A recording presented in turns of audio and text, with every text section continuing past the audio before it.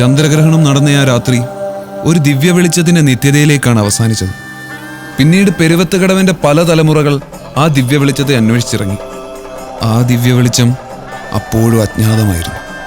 ഉത്സവരാവുകളെല്ലാം ദിവ്യ വെളിച്ചത്തെ പ്രതീക്ഷിച്ചിരുന്നു. പക്ഷെ പിന്നീട് ഒരിക്കലും തേവരുടെ മണ്ണിൽ ആ വെളിച്ചം പുനർജനിച്ചില്ല.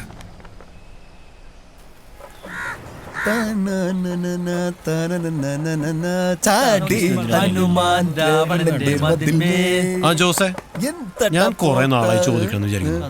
ഈ നാട്ടുകാര് മൊത്തം ദിവ്യ വെളിച്ചം എന്ന് പറയുന്നുണ്ടല്ലോ, അന്ന് രാത്രി വിനയം കണ്ടത് ശരിക്കും ദിവ്യ വെളിച്ചായിരുന്നു? ദിവ്യ വെളിച്ചാണെന്നാ? ദിവ്യ വെളിച്ചം എന്ന് പറഞ്ഞിട്ടല്ലോ, ഭയങ്കര വെളിച്ചാണ്. കണ്ണൊന്നും കാണാൻ പറ്റില്ലായിരുന്നു.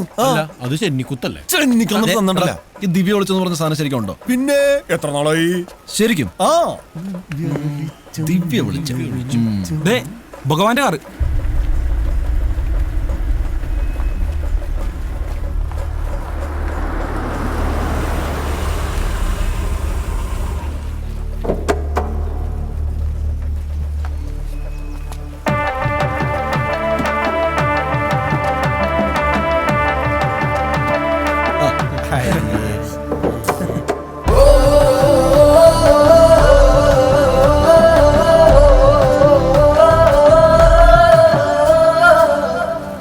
ട്രോഫി ഒറ്റയടിക്ക് കിട്ടി. വിനയ് എവിടെ?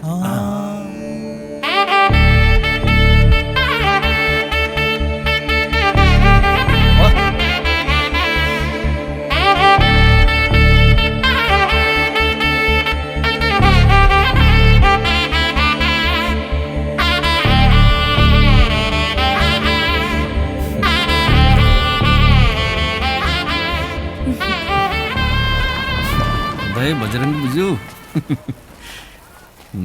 അളിയാ, നിനക്ക് ഇങ്ങനെ തന്നെ വേണം. ഇത് ഒളിച്ചോട്ട രക്തമൊന്നുമല്ല മക്കളെ, ഒളിച്ചോടല്ലേട്ടാ. എന്താടാ പെട്ടി കിട്ടിയില്ലേ?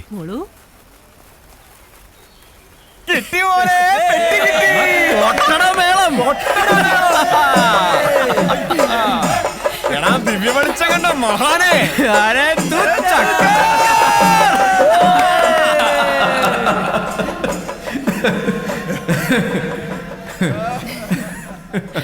പ്രിയപ്പെട്ട നാട്ടുകാരെ, നിങ്ങൾ ഏറെ പ്രതീക്ഷയോടെ കാത്തിരുന്ന വെടിക്കെട്ട് വേലായുധന്റെ 8 തരത്തിൽ പൊട്ടുന്ന സ്പെഷ്യൽ ഐറ്റം ഗർഭം കലക്കി കേരളത്തിൽ ആദ്യമായി ഇതാ പെരുവത്ത് കടവിന്റെ മണ്ണിൽ അരങ്ങേറുന്നു.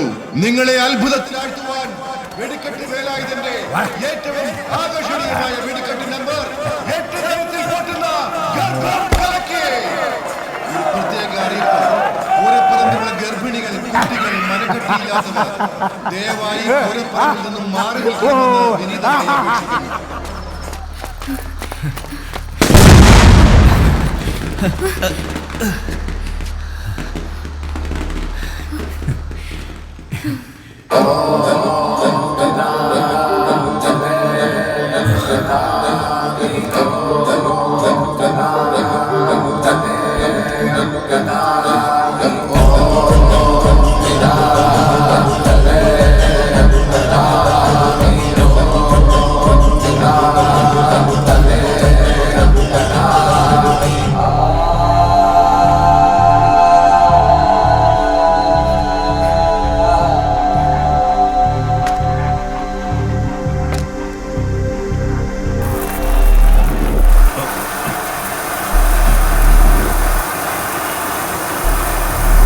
ഭഗവാൻ ഭഗവത്ഗീതയിൽ പാടി സംഭവാമി യുഗേ യുഗേ.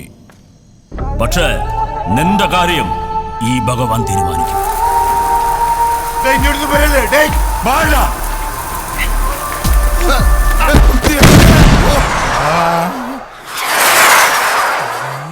ഗർഭം കലങ്ങി.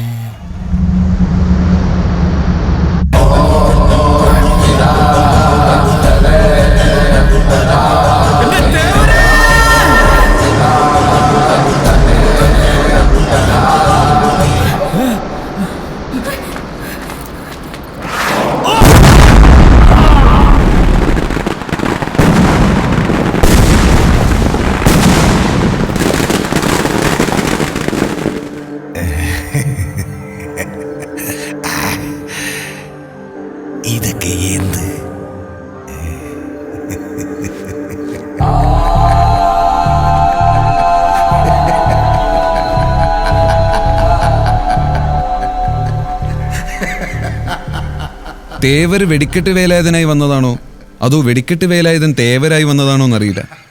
ആ വെടിക്കെട്ട് കാരണം വിനയന് തൻ്റെ ശ്രീദേവിയെയും പെരുവത്ത് കടവുകാർക്ക് അവരുടെ ടാക്കീസിനെയും തിരിച്ചു കിട്ടി.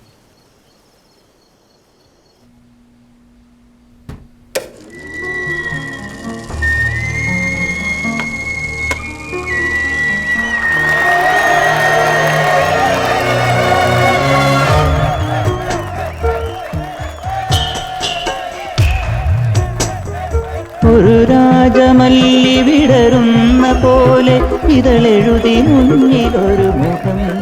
വർഷങ്ങൾക്കിപ്പുറം ശ്രീദേവി ടാക്കീസിൽ സിനിമ എന്ന അത്ഭുതം വീണ്ടും ഉദിച്ചു. പൊടി പിടിച്ച ഓർമ്മകൾ വീണ്ടും ഉയർത്തെഴുന്നേറ്റു. വിനയൻ ഇന്നും കാത്തിരിക്കുകയാണ് തങ്ങളുടെ ശ്രീദേവി ടാക്കീസ് മാധവേട്ടന് തിരികെ നൽകാൻ.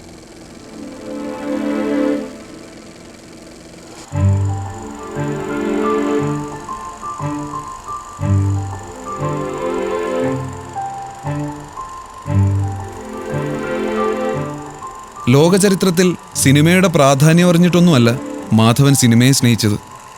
സിനിമയോടുള്ള ഒരുതരം അഭിനിവേശം. അതാണ് ഇന്നും മാധവനെ സഞ്ചരിക്കുന്ന ഒരു സിനിമാ കൊട്ടകയാക്കിയത്. വേരുകൾ പിതൃക്കളുടെ കിടപ്പറയിലേക്ക് ഇറങ്ങുന്നത് പോലെ സിനിമ ഇനിയും ഗ്രാമങ്ങളിലേക്ക് എത്തട്ടെ. നല്ല നല്ല സിനിമകൾ ഇനിയും ഉണ്ടാവട്ടെ.